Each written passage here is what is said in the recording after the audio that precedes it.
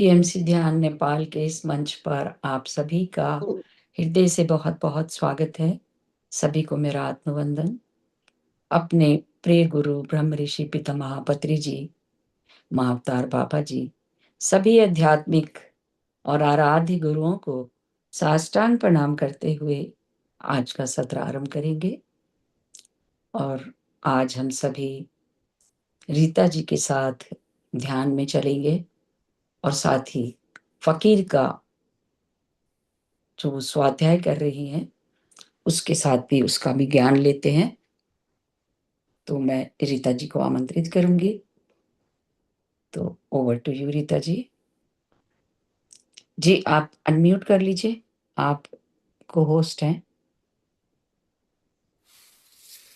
Thank you so much Santosh ji, thank you for the opportunity. और सभी आध्यात्मिक साथियों को, सभी साधकों को मेरा प्रणाम। तो जैसा कि संतोष जी ने पहले ही सभी गुरुओं का और अपने अपने इष्ट देव का आवाहन कर लिया है, ऐसा सोचते हुए कि हमारे इष्ट देव, हमारे आराध्य गुरु और सभी संत महात्मा सब हमारे आसपास हैं, जो हमारे इस सेशन को सफल बनाने में सहायक होंगे और हमें अपनी ऊर्जा से नवाजेंगे। धन्यवाद धन्यवाद धन्यवाद। तो मास्टर्स, जैसे आप सब जानते हैं, हम लोग फकीर बुक का स्वाध्याय कर रहे हैं और अभी तक हम जान चुके हैं कि रुद्र जो है वो उसको मृत्यु प्राप्त हो चुकी है। पहले तो उसको विश्वास नहीं हो रहा था, क्योंकि मृत्यु के बाद भी हमारी जो आत्मा है वो इस चीज को आसानी से स्वीकार नहीं करती कि वो शरीर से अलग हो चुकी है। पहले तो वो यही उम्मीद रखती है कि वो कुछ समय के लिए बाहर है और अभी वापस शरीर में चली जाएगी। तो अब रुद्र जो है वो अपनी मृत्यु को स्वीकार कर चुका है और सब कुछ आत्मा के रूप में सब कुछ देख पा रहा है। और जैसा हम पहले पढ़ चुके हैं कि जब उसकी मृत्यु हुई थी तो स्वयं साईं बाबा वहीं उसके पास थी और उन्होंने उसको कहा था कि तुम अपनी आंखें बंद कर लो, बस हमेशा जीवित रहने के लिए आज तुम्हें मरना होगा, ये उनके शब्द थे। और जैसे ही रुद्र ने बाबा को देखते हुए अपनी आंखें बंद करी और उसने श्वास छोड़ दिया था। तो यहाँ अब जो रुद्र है वो अपनी मौत को स्वीकार कर चुका है और वो उसकी स्थिति ऐसी है कि वो स्वयं को सब में और सब में स्वयं को देख रहा है, सबको अपने में देख रहा है। अचानक ही रुद्र को, और जैसा कि हमें पता है कि बाबा उसको कई लोगों की यात्रा करवाते हैं, कई जगह उसको लेकर जाते हैं जो लोग पहले मृत्यु को प्राप्त कर चुके हैं, जिनको रुद्र जानता है। और अब बाबा उसको स्नेहा के पास ले जाते हैं, जो किसी समय पर रुद्र की मदर की दोस्त थी और कहीं ना कहीं रुद्र के मन में उसके प्रति अट्रैक्शन भी था।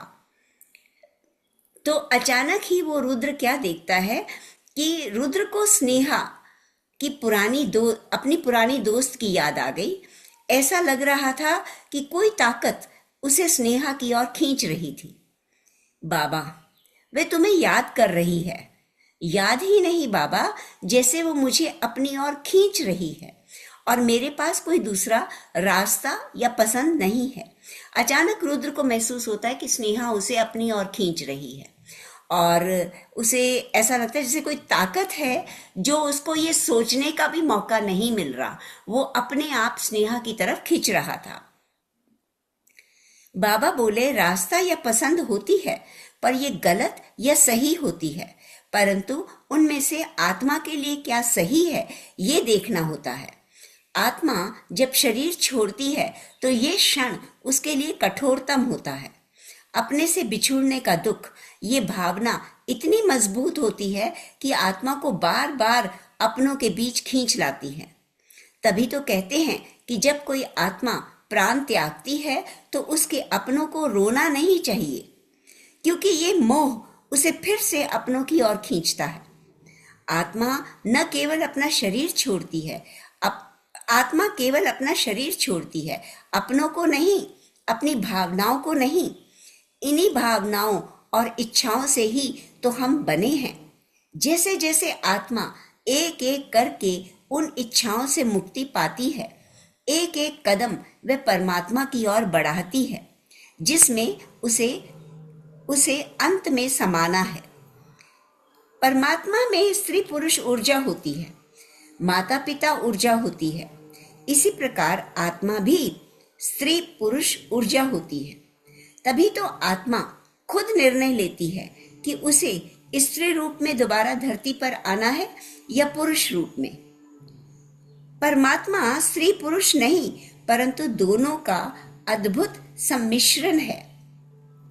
हिंदू धार्मिक ग्रंथों में तभी तो दोनों का वर्णन है, जैसे शिव पार्वती, विष्णु लक्ष्मी, राम सीता, वे एक हैं। एक का ध्यान करने से दूसरे का ध्यान हो जाता है, परंतु कई बार केवल स्त्री ऊर्जा की जरूरत होती है तो हम काली माँ का ध्यान करते हैं, जो कि बुराई के नाश की द्योतक है। वह प्रत्येक व्यक्ति के भीतर की बुराई समाप्त करती है। वह उस ऊर्जा की द्योतक है जो बुराई को अच्छाई में, घमंड को समर्पण में, कामुकता को स्नेह में, बल को सकारात्मक ऊर्जा में परिवर्तित करती है। उसी तरह केवल पुरुष ऊर्जा का ध्यान आते ही हनुमान जी की याद आती है, जो कि समर्पण के द्योतक हैं। काली माँ बुराई के नाश का प्रतीक है। बुराई जो व्यक्ति में है, वह बुराई को अच्छाई में परिवर्तित करने वाली ऊर्जा है। प्रत्येक व्यक्ति को उसी स्त्री व पुरुष के बीच समन्वय बनाना होता है। बाबा, मुझे खिंचाव बड़ा तगड़ा हो रहा है, तो चलो वहीं चलते हैं जहां से खिंचाव हो रहा है। उस बच्चे के पास चले दोनों। वे क्या चाहती है? हमारे पास सदैव विकल्प होते हैं, ये बाबा बोल रहे हैं।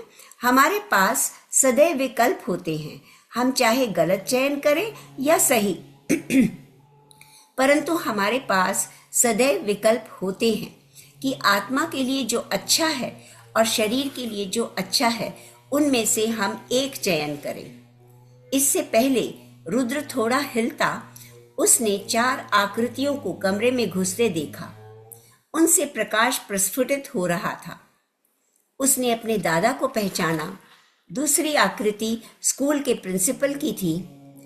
एक उसके शिक्षक थे जो उसके थोड़े आलोचक थे, जिसने उसे बहुत दुख दिया। उन सभी की आंखों में रुद्र के लिए प्यार झलक रहा था।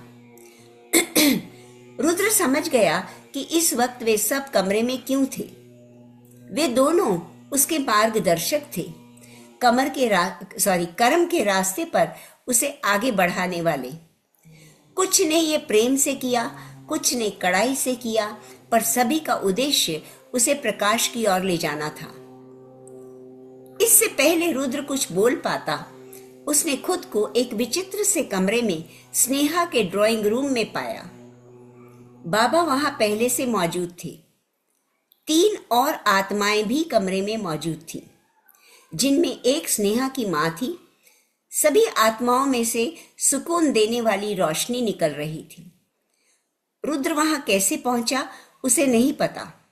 पलक झपकते ही वे बाकी सब भी वहां थे। रुद्र कुछ समझ नहीं पा रहा था, लेकिन रुद्र को विश्वास था कि बाबा इस कमरे में पहले से थे, मानो वो एक ही समय में अलग अलग जगहों पर थे। स्नेहा की मां मुस्कुराते हुए आगे आई। उसे देखते ही रुद्र को अजीब सा लगाव और स्नेह महसूस हुआ। उसे लगा कि वे पिछले जन्मों में भी मिलते रहे हैं, अलग अलग रूप में। माँ, बड़ी बहन, पिता, भाई, शिक्षक, यहाँ तक कि प्रतिद्वंदी के रूप में। और इस वक्त भी ये सब उसके आत्मिक विकास के लिए ही इकट्ठा हुए थे।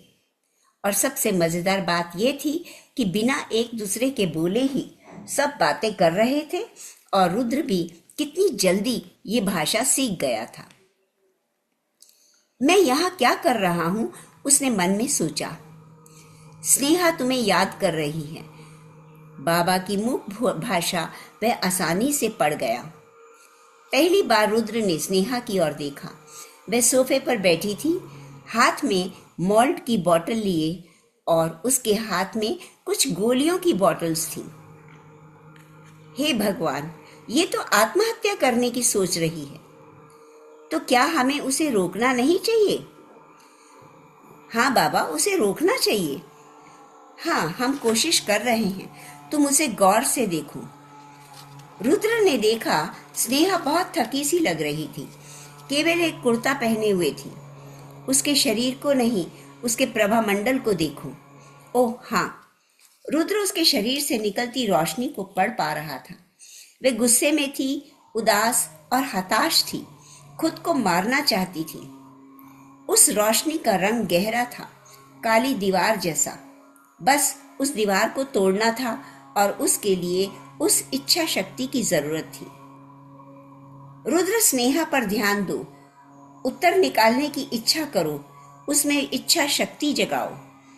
कैसे होगा ये सब? रुद्र समझ ना पा रहा था।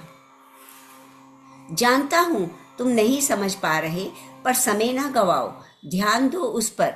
बाबा ने उसे मूक भाषा में समझाया। हाँ, उसे आत्महत्या करने से रोकना होगा। उसने बाबा को, फिर स्नेहा की माँ को देखा और उसे याद आया कि कभी स्नेहा की माँ ने स्नेहा के दिमाग में रुद्र के लिए जहर भरा था। उसने ऐसा क्यों किया? तो बाबा उसे समझाते हैं, बेटा, मोह माया क्या क्या नहीं करवाती। इसने तो ऋषि मुनियों को भी नहीं छोड़ा, इंसान की बात तो छोड़ो। परंतु स्नेहा जानती थी कि इसका मुझ पर क्या असर होगा। वो मेरी दोस्त थी, बल्कि दोस्त से भी बढ़कर। पर बाबा, स्नेहा तो जानती थी कि सच क्या है। मुझे अपने बच्चों से कितना प्यार है, सच्ची दोस्त थी वो मेरी। उस पर ध्यान दो बेटा, उसे आत्महत्या से रोकना है। अपने इस कर्म के लिए नहीं तो उसे अनेक जन्मों में कष्ट भोगना पड़ेगा। मूक भाषा में बाबा ने रुद्र को समझाया। मैं क्या करूं और क्यों? उसके तेज को देखो, उसके संबंधों के बारे में तुमसे ये क्या कहता है? रुद्र ने स्नेहा की ओर, फिर उसके तेज को देखा। कुछ क्षण के लिए उसे गुस्सा आया, परंतु वो शांत हो गया। उसे महसूस हो चला था कि सबसे बड़ी बात तो ये है कि आत्मा में वही भावनाएं होती हैं जो मानव शरीर में। दूसरा, क्रोध आत्माओं की दुनिया में भी विकास और गुण को रोकता है और गुणों को रोकता है। लेकिन वह शांत हो गया।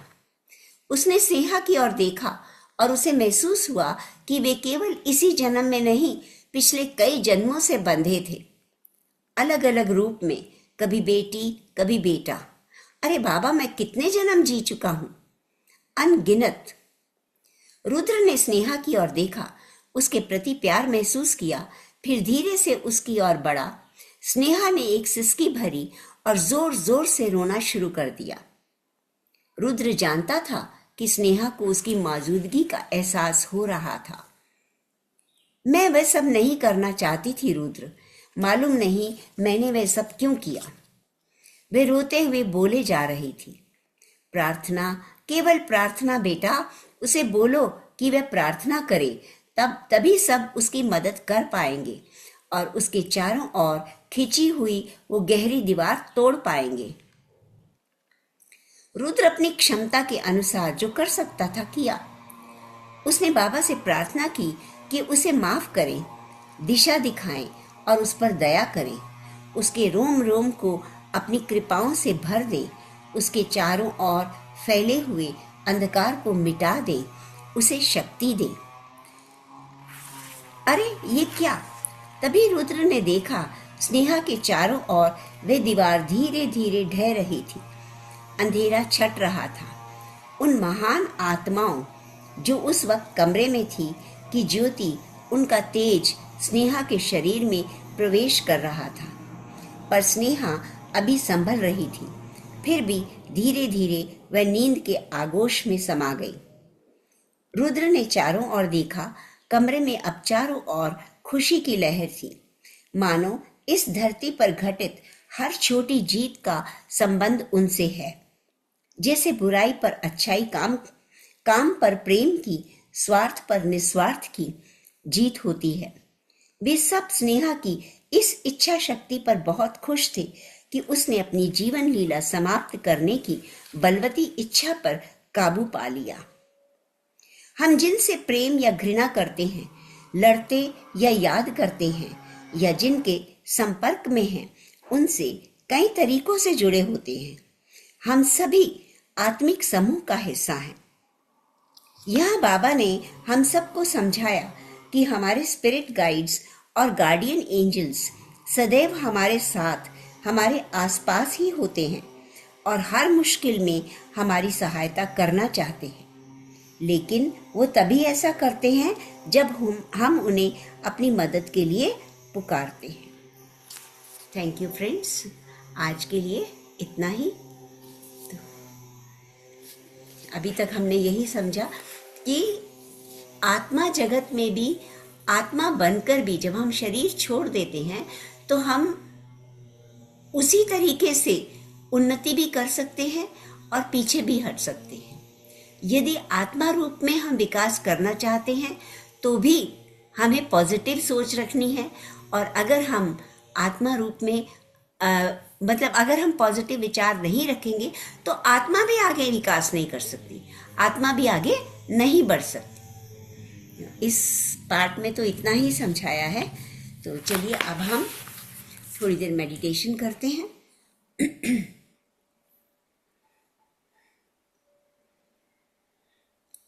जैसा आप सब जानते हैं, मेडिटेशन की स्थिति में आ जाएंगे,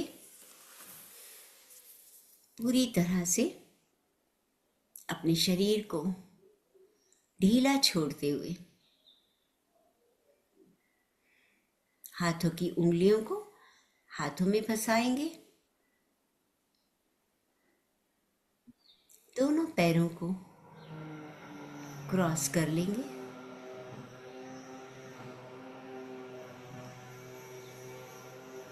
महाअवतार बाबा जी को प्रणाम करते हुए उनकी चेतना का आवाहन करेंगे।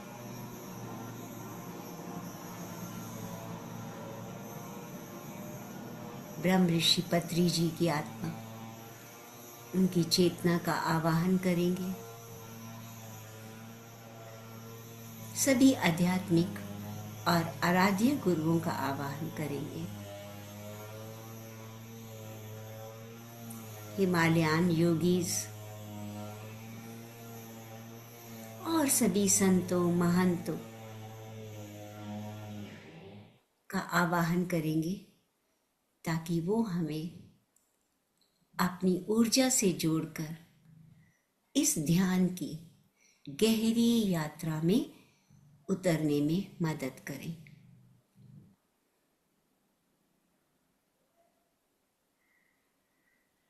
अपना दृढ़ संकल्प कि मैं आध्यात्मिक विकास की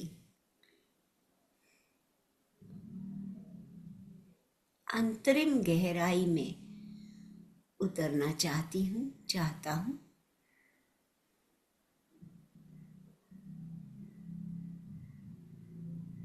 पूरी तरह से अपने शरीर को स्थिर रखते हुए, जैसे ही हम ध्यान के बारे में सोचते हैं, अपने आप हमारी पलकें बंद होनी शुरू हो जाती हैं और ध्यान, मन, चित्त बाहर की दुनिया से सिमट कर धीरे धीरे भीतर की गहराई में उतरना शुरू हो जाता है।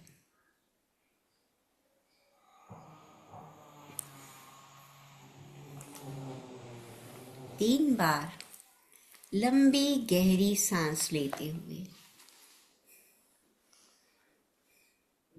पल भर के लिए रोकेंगे और फिर नासिका के द्वारा या मुख के द्वारा सांस को छोड़ते हुए पल भर का विश्राम देंगे। तो शुरू करते हैं। एक लंबी गहरी सांस अंदर लें, विश्राम,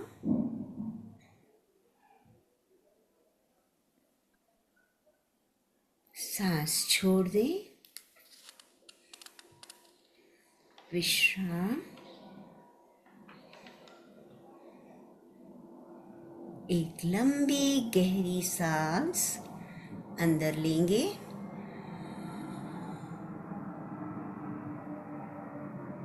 विश्राम, सांस छोड़ते हुए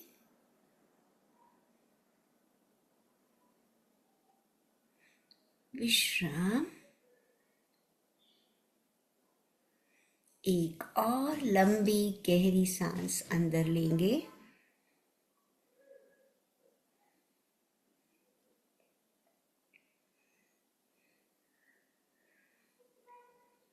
होल्ड, सांस को छोड़ देंगे,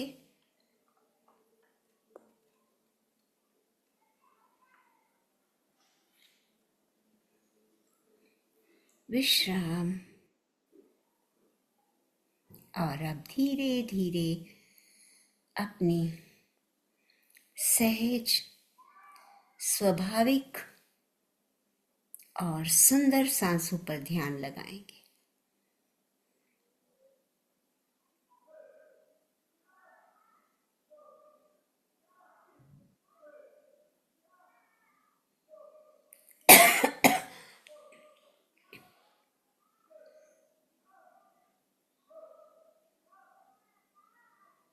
पूरा ध्यान अपनी एक एक अंदर आती और बाहर जाती सांसों पर।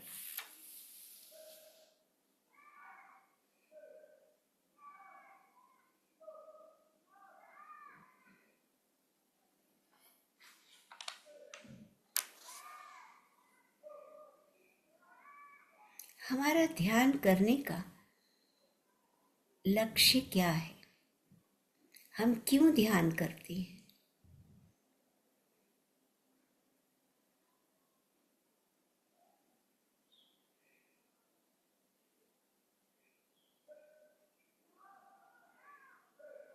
दिन भर हम अपने जीवन में भाग दौड़ में लगे रहते हैं।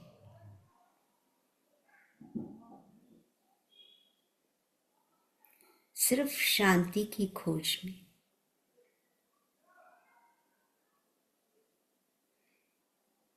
और उस शांति के लिए बाहर कई तरीके अपनाते हैं।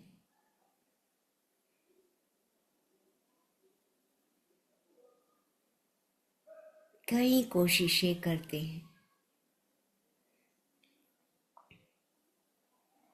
लेकिन शांति हमसे दूर और दूर भागती रहती है।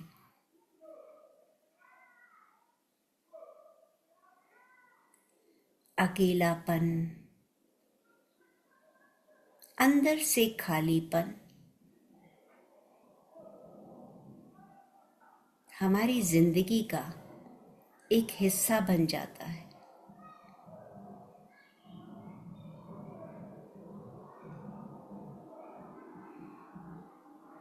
और कभी भी समय मिलता है तो मनुष्य यही सोचता है कि क्या जिंदगी यही है?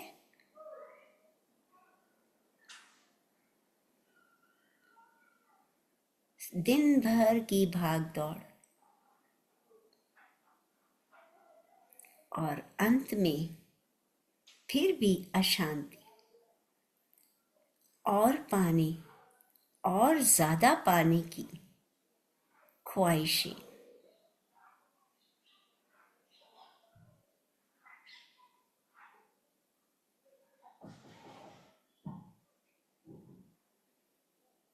इसी भाग दौड़ से बचने के लिए, इसी भाग दौड़ को शांत करने के लिए, सहज जीवन जीने के लिए हमारे ऋषियों ने ध्यान का माध्यम खोजा।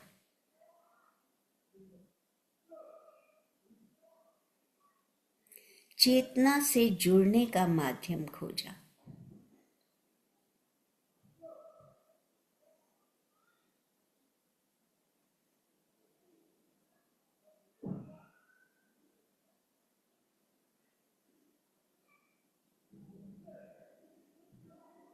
कुछ मूल सिद्धांत बनाए।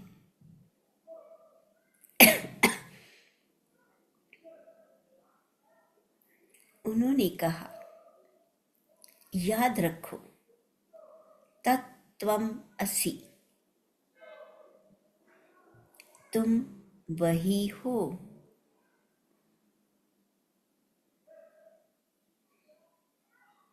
यानी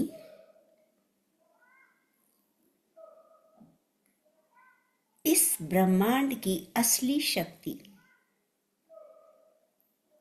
जिसे ब्रह्म कहा गया है, वो परम चेतना, वो ऊर्जा जो सितारों को चलाती है, ग्रहों को घुमाती है और जिंदगी बनाती है, तुम उससे अलग नहीं हो। उसी का एक हिस्सा, उसी का एक रूप हो।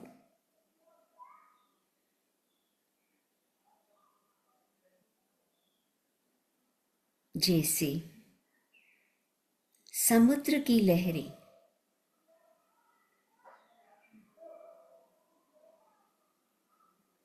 दिखने में उनका रूप अलग हो सकता है, नाम अलग हो सकता है, लेकिन हर लहर का असली वजूद समुद्र ही है।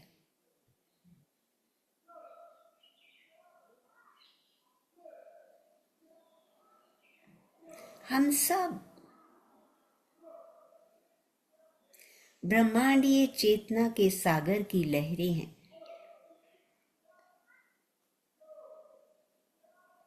हमारा शरीर, हमारा मन, हमारी पहचान, ये सब उस लहर के रूप के जैसी हैं।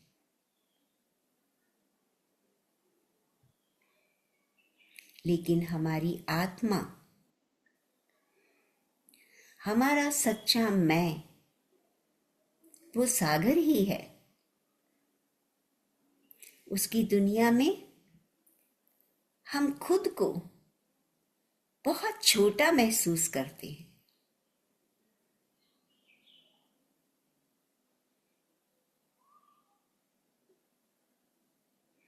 हम अपनी कमजोरियों, अपनी गलतियों, अपनी सीमाओं से खुद को पहचानते हैं।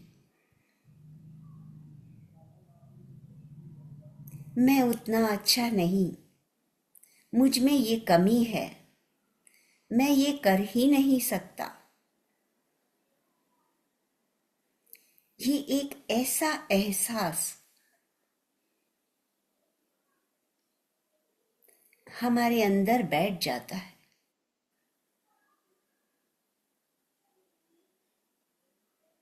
जो हमें सपने देखने से रोकता है।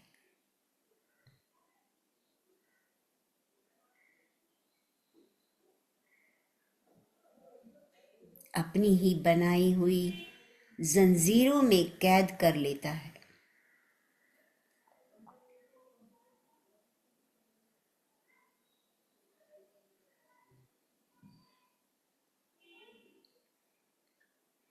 हमें अपनी सोच पर काम करना है।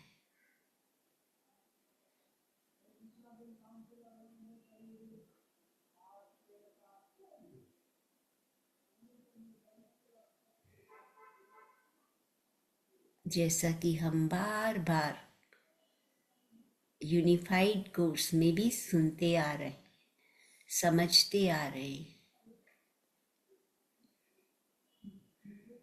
we are made in the image of God। हम ईश्वर के ही प्रतिरूप हैं।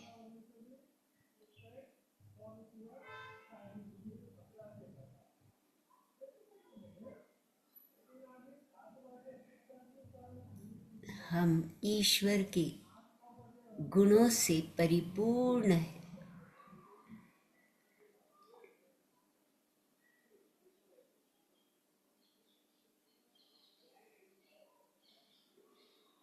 हम स्वयं अपनी रियलिटी के निर्माता हैं।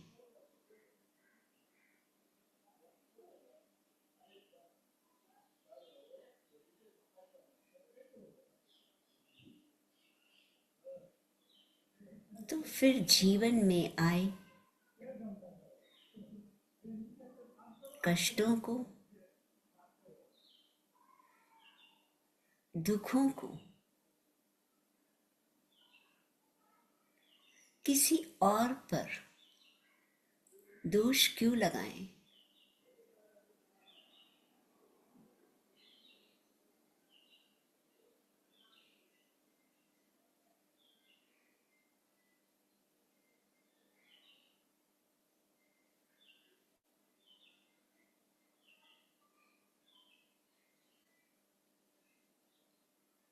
ध्यान सांसों पर। हर अंदर आती सांस हमें नई ऊर्जा से भर रही, प्रकाशमयी ऊर्जा।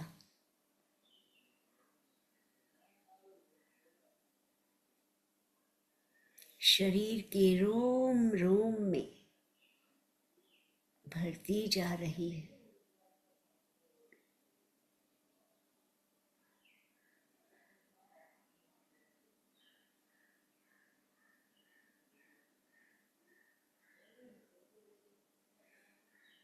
ब्रह्मांड की शक्तियों का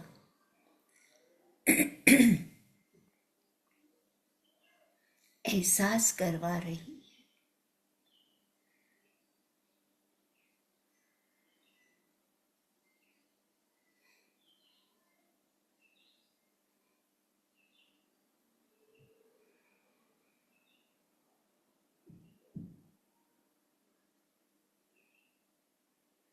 तत्वम असि एक हथौड़े की तरह चोट करते हुए हमें याद दिलाता है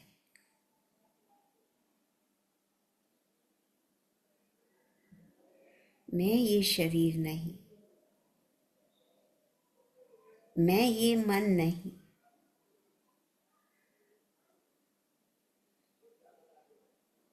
मैं अनंत भावनाओं का खजाना हूं।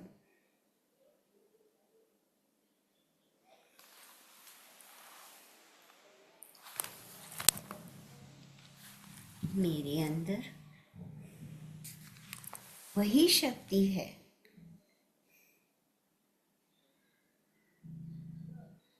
जो पूरे ब्रह्मांड को चला रही है।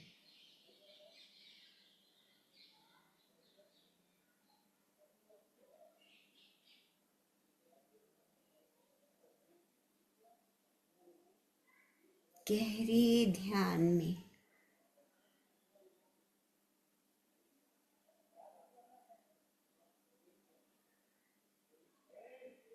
हम इस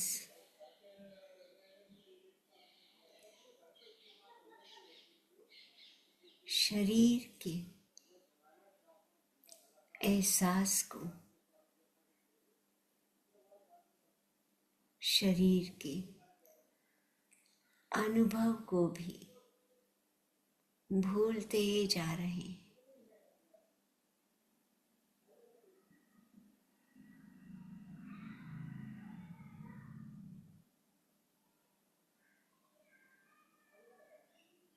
बस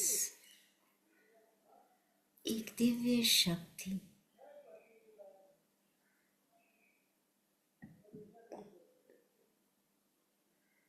जो हमें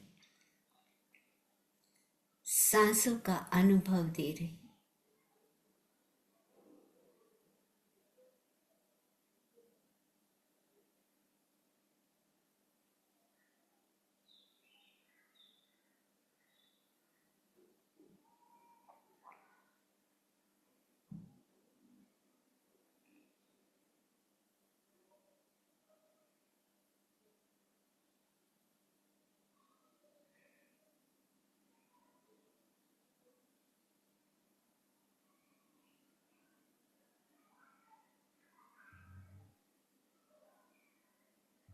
मन, विचार,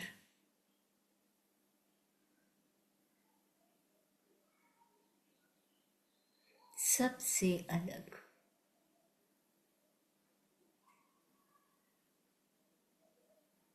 एक दृष्टा भाव,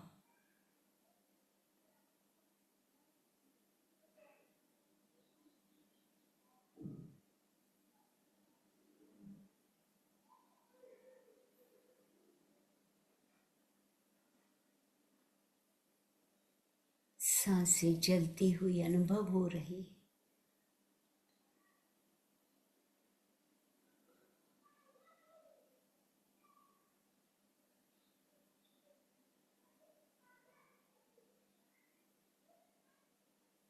ना कोई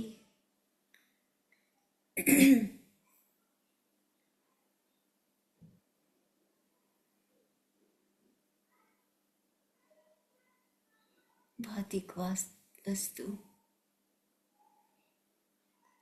न शरीर, न वातावरण, केवल एक अनुभव, सांस आ रही, सांस जा रही,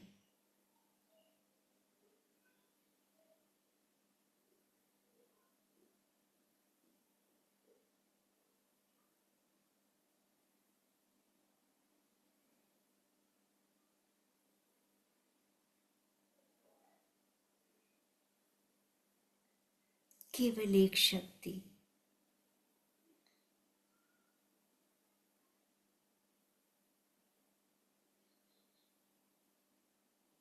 केवल एक चेतना,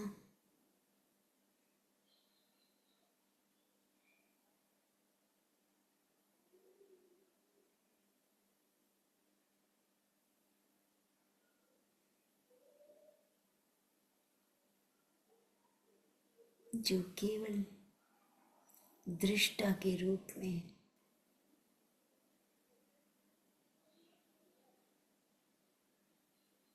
इन क्रियाओं को होते हुए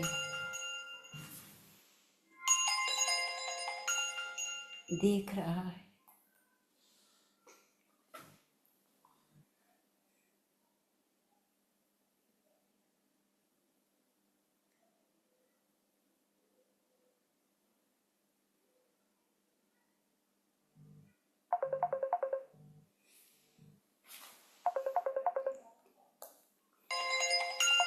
मनु मनु मैं 5 मिनट की बात करती हूँ।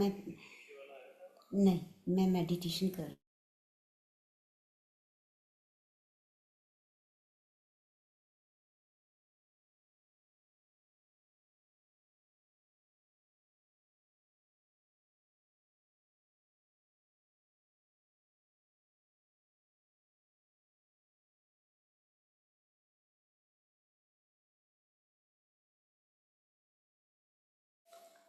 एक अजीब सी शांति,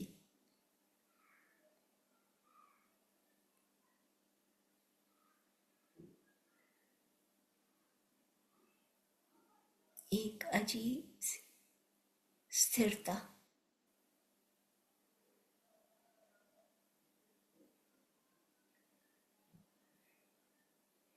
स्वयं ही स्वयं के दृष्टा।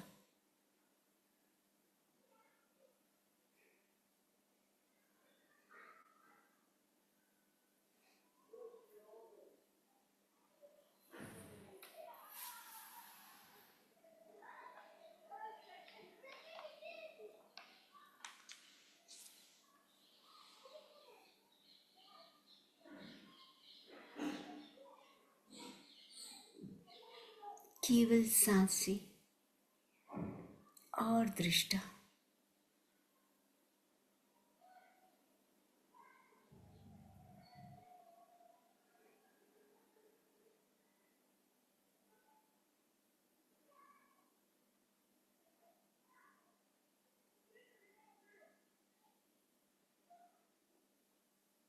अहम ब्रह्मास्मि, मैं ब्रह्म हूं। मैं शांत हूं। मैं शक्तिशाली हूं। यही ब्रह्मांड का सबसे बड़ा सच।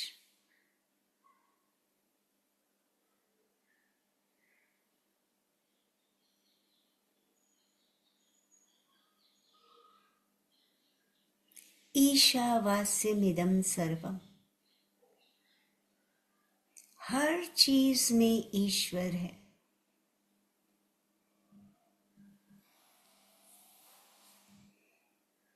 इस जगत में जो भी चीज है,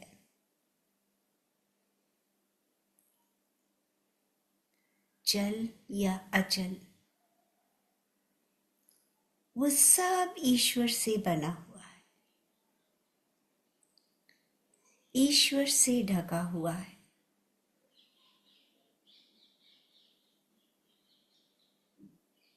ये स्वयं अपने आप में इतनी गहरी बात है कि इस दुनिया में कुछ भी साधारण या अपवित्र नहीं है।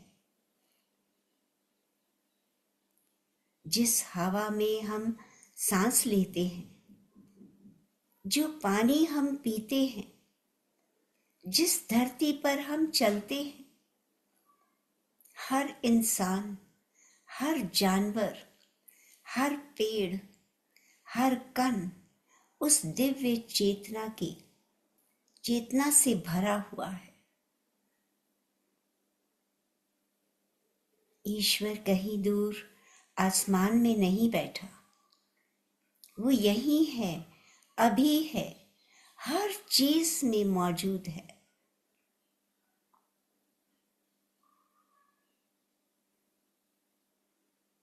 जब हम इस नजरिए को अपनाते हैं तो जिंदगी के प्रति हमारा रवैया बदल जाता है।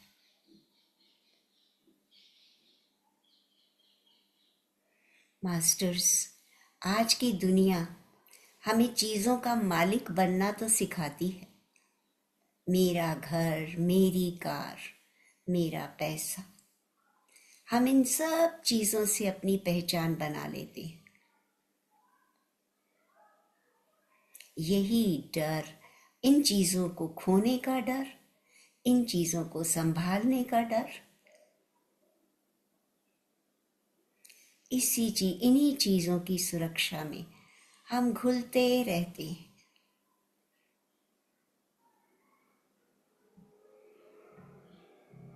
तो उपनिषद कहते हैं, त्याग के साथ भोग करो।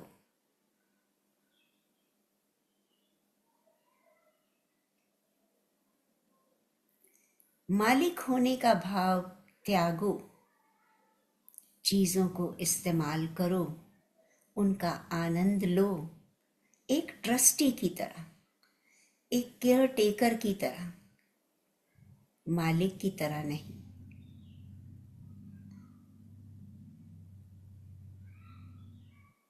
मालिक बनने का मतलब है भौतिक चीजों से जुड़ना, और आनंद लेने का मतलब है कि कुछ समय के लिए उसका अनुभव लो,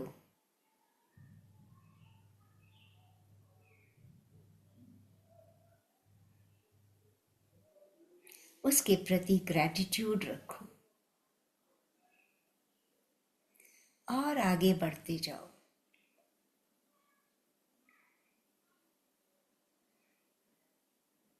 जब आप बगीचे में घूमते हैं तो फूलों की सुंदरता का मजा लेते हैं, उनकी खुशबू को अनुभव करते हैं, ठंडी हवा का आनंद लेते हैं। लेकिन आप उन फूलों को तोड़कर अपनी जेब नहीं भरते, ये दावा नहीं करते कि ये बगीचा मेरा है। बस एक ग्रैटिट्यूड के भाव से आनंद लेते हैं और आगे बढ़ जाते हैं।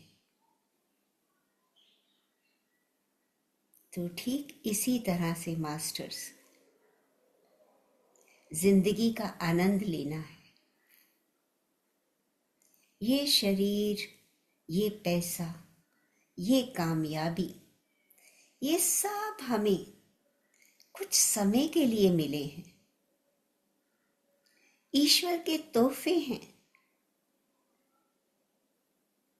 इनका सही इस्तेमाल करना है, देखभाल करनी है, इनसे चिपकना नहीं है।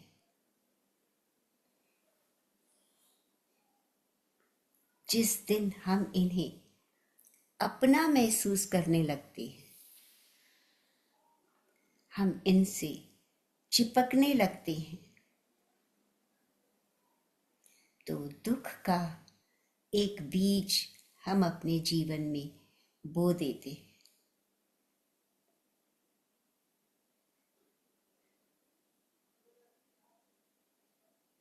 राजा जनक का जीवन हमें कितनी प्रेरणा देता है, जिनके पास बेशुमार दौलत थी लेकिन आत्मज्ञानी थे,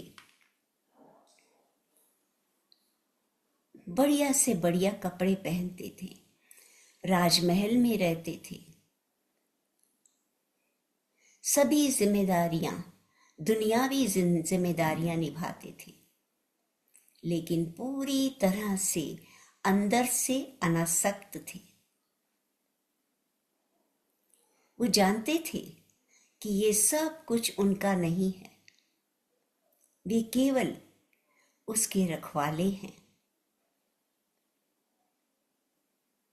एक बार उनके महल में आग लग गई, सब लोग इधर उधर भाग रहे, लेकिन वो निश्चिंत अपने आसन पर बैठे रहे। एक सैनिक ने कहा कि सारा महल जल रहा है और आप इतने शांत हैं। राजा जनक ने मुस्कुराते हुए कहा कि अगर पूरी मिथिला भी जल जाए तो भी मेरा कुछ नहीं जलता। तो ये है वैराग्य का उच्चतम स्तर, क्योंकि वो जानते थे कि मेरा असली रूप आत्मा है, जिसे ना आग जला सकती है, ना पानी गीला कर सकता है।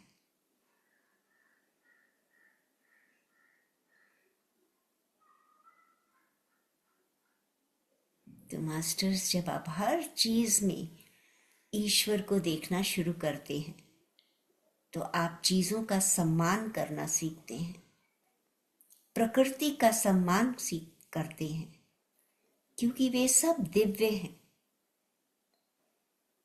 दूसरे इंसानों का सम्मान करते हैं, क्योंकि उनमें भी वही ईश्वर है। हमारी शिकायतें कम हो जाती हैं, शुक्राना बढ़ जाता है।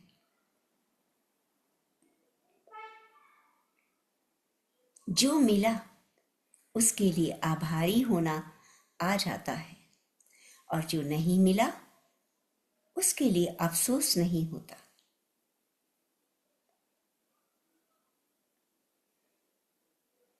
और सबसे महत्वपूर्ण, निष्काम कर्म, बिना किसी फल की उम्मीद के।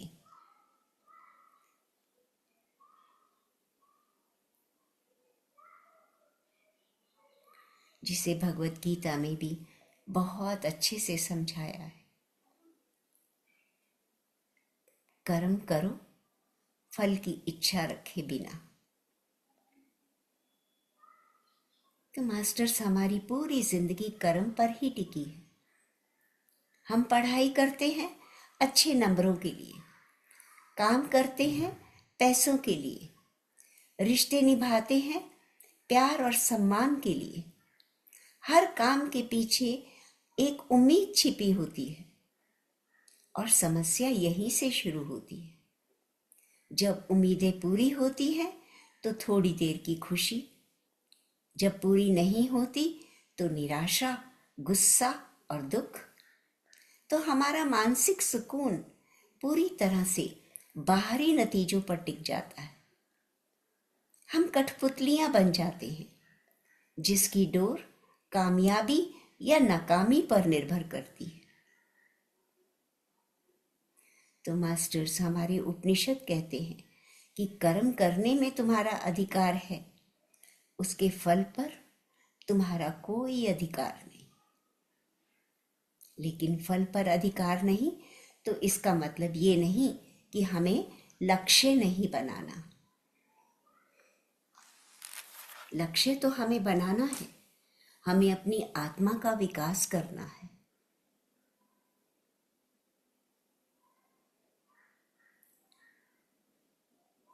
लेकिन आत्मा का विकास कितना होगा, कितने समय में होगा, इसकी उम्मीद छोड़े बिना, लगाए बिना, बिना उम्मीद के हमें मेडिटेशन करनी है।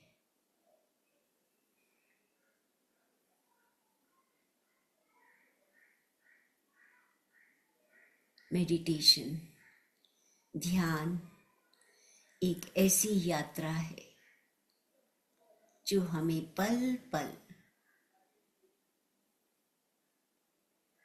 उस परमात्मा की पहचान कराता है। प्रकृति, धरती माँ, माता पिता, पौधे, जंतु, पक्षी, सब के होने का महत्व बताता है।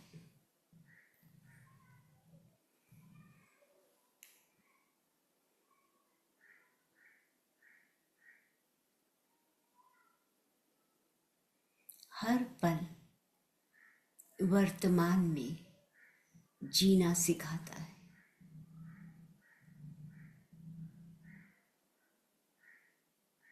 मेडिटेशन का अर्थ केवल ये नहीं कि हम शांत होकर आंखें बंद करके बैठे रहें। मेडिटेशन का असली तात्पर्य है कि हर पल, हर श्वास में स्वयं को पहचाने, हर कार्य को समर्पण भाव से करें, किसी कार्य के परिणाम से ना जुड़े।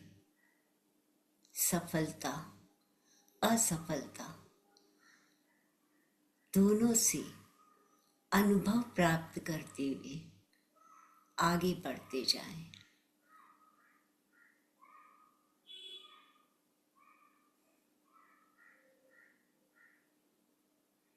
धीरे धीरे हम भौतिक वातावरण में वापस आएंगे। अपने शरीर को अनुभव करें। अपने आसपास की आवाजों को सुने।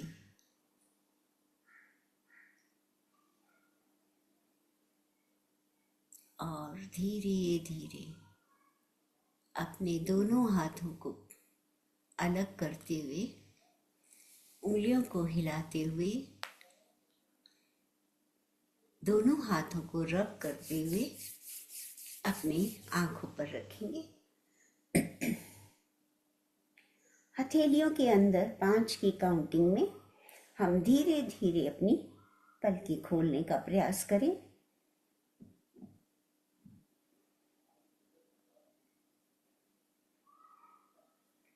आंखों से निकलने वाली ऊर्जा को अपनी हथेलियों में समेटकर अपने शरीर पर रब करें।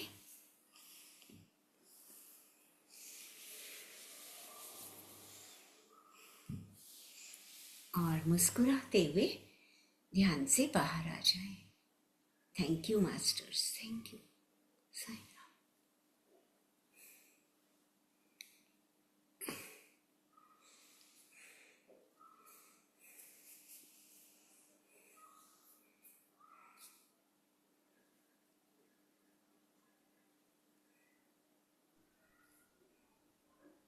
थैंक यू रीता जी।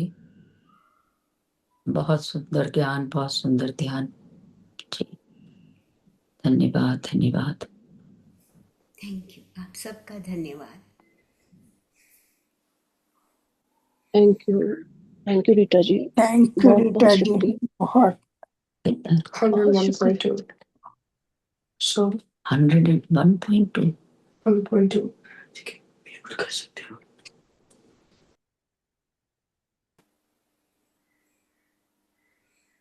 कोई भी अपने विचार रखना चाहे, कुछ भी जोड़ना चाहे तो प्लीज आप कह सकते हैं।